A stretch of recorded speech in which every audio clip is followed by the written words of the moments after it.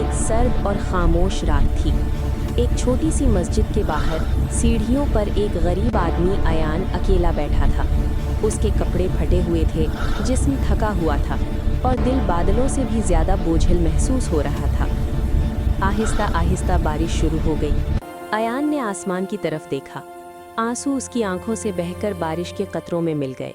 लरजती हुई आवाज़ में उसने कहा, ऐ खुदा, क्या तू मुझे अब भी देख रहा है? बारिश तेज़ हो गई। अयान ने आंखें बंद कर लीं, अपने बाजुओं में खुद को समेट लिया।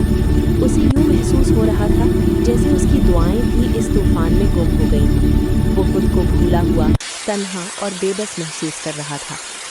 अचानक बारिश के पर्दे में से एक साया नमूदार हुआ। एक बूढ़ा आदमी छतरी थामे उसकी तरफ बढ़ा। उसके चेहरे पर अजीब सा सुकून था और आंखों में ऐसी नरमी जो छतरी से भी ज़्यादा तहफ़्फ़ुज़ दे रही थी। वो अयान के पास बैठ गया, दोनों को बारिश से बचाते हुए, और खामोशी से उसका दुख सुनता रहा।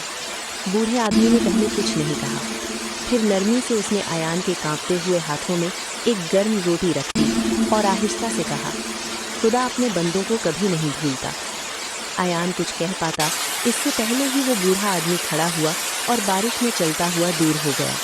चंद लम्हों में वो ऐसे गायब हो गया जैसे कभी आया ही ना हो। सुबह हो गई। बारिश थम चुकी थी।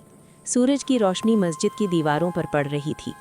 अयान ने आंखें खोली तो उसके हाथ में एक छोटा सा कागज़ था।